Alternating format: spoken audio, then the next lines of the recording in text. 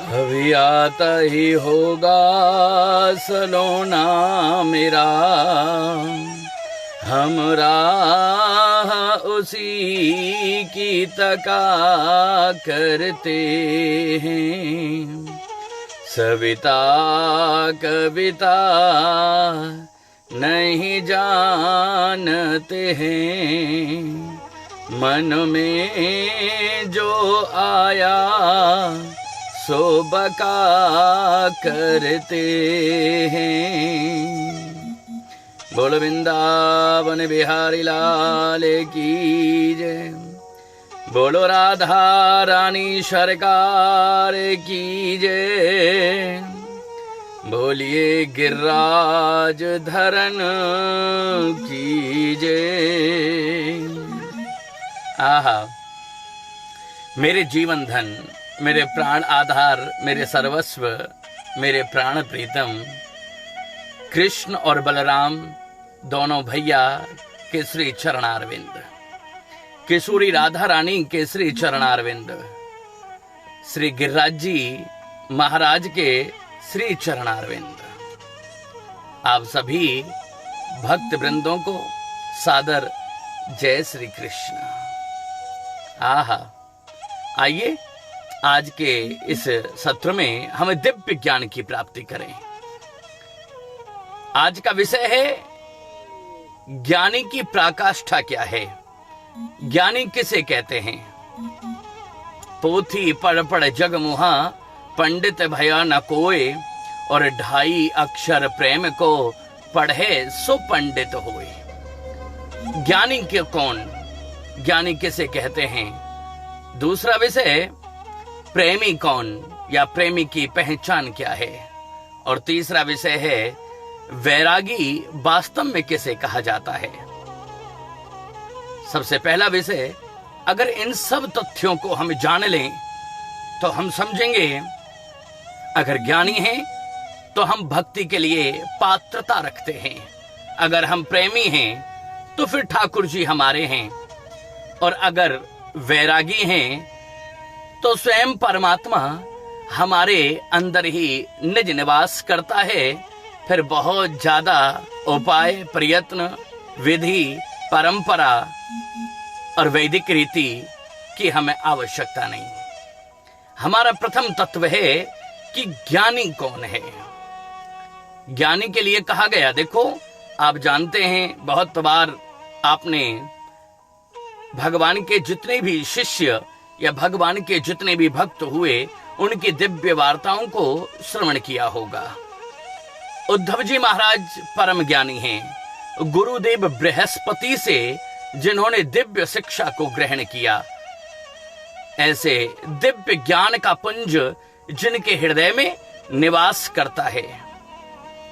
लेकिन क्या ज्ञानी होने से उनको भगवान की दिव्य अनुकंपा और भगवान की दिव्य कृपा या भगवान की दिव्य भक्ति की प्राप्ति हुई?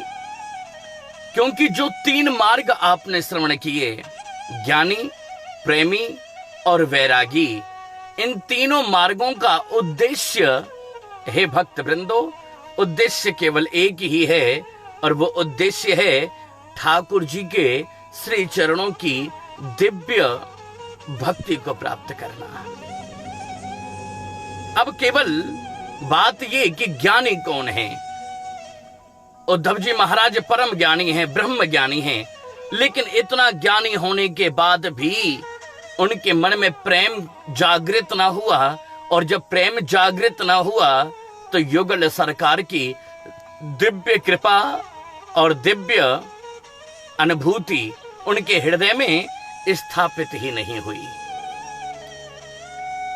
जब उद्धव जी ब्रज में जाते हैं तो गोपियां उनसे केवल एक ही बात कहती हैं कि हे ज्ञानी उद्धव जी, तुम जिस ज्ञान की बात कर रहे हो, हम ना ज्ञानी हैं ना ध्यानी हैं, हम तो केवल एक विषय जानती हैं कि हमारा जीवन का आधार हमारा श्याम सुंदर है, और हमारे और श्याम सुंदर के बीच जो संबंध है वो संबंध कैसे जुड़ा? वो संबंध केवल प्रेम की वजह से जुड़ा है।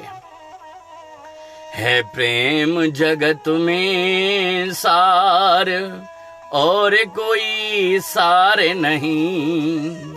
तू कर ले कृष्ण से प्यार, और कोई प्यार नहीं।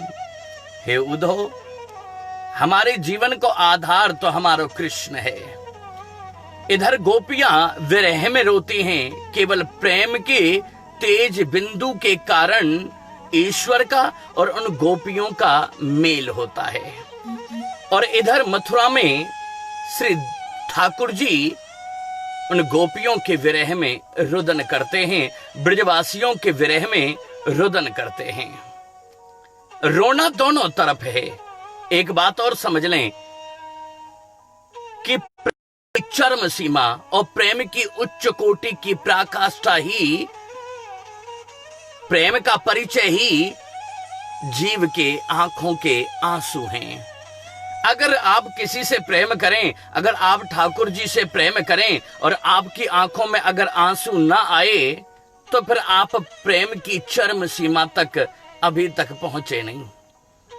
प्रेम तक पहुंचने के लिए जीवन में त्याग होना जरूरी है।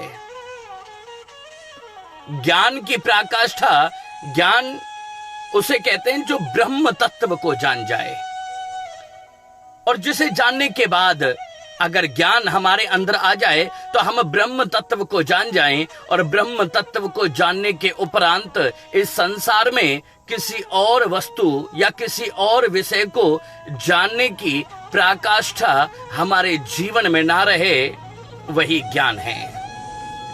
ज्ञानियों के लिए कहा गया, काशी जी के विद्वानों को ज्ञान की उच्च कोटि की समकक्षा में स्थापित किया गया है।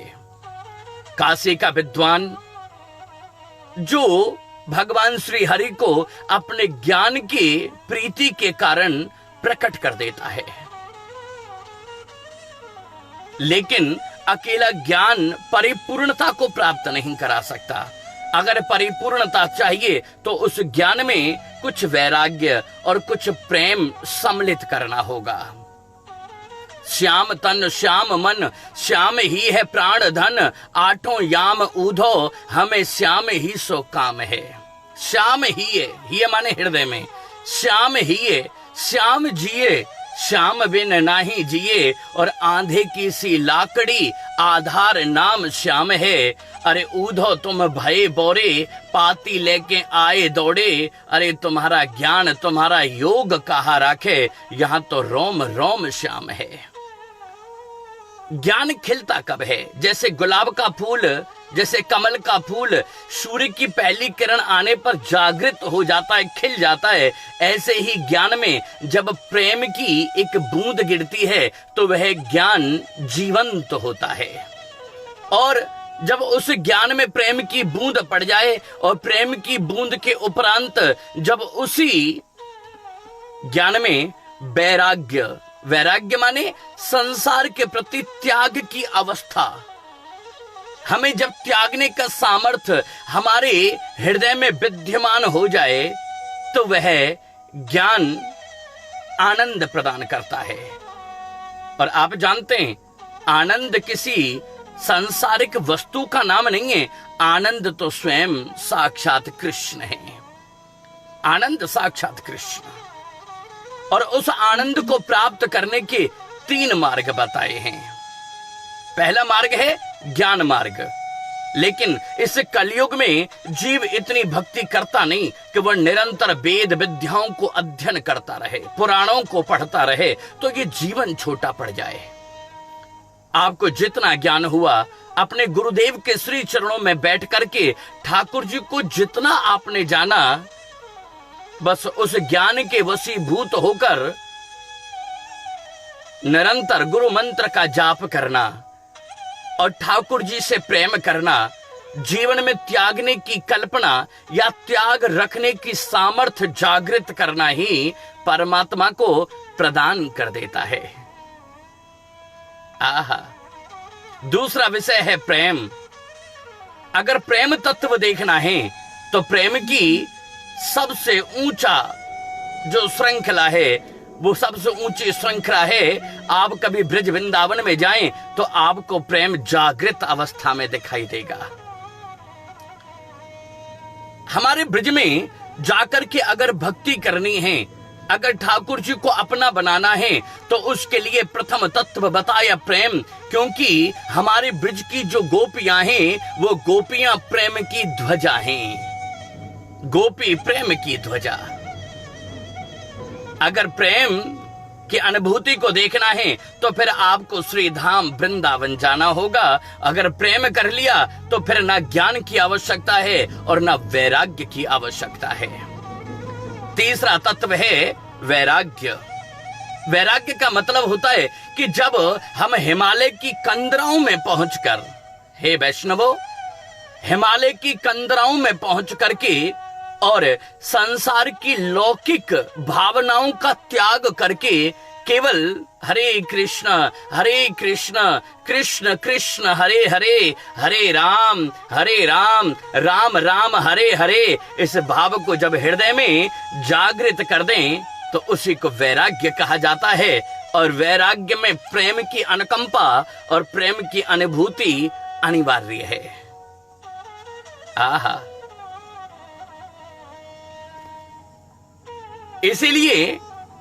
इसीलिए बताया है कि संसार में सबसे बड़ा साधन है ठाकुर जी को प्राप्त करना। आप सबको सादर जय श्री कृष्ण।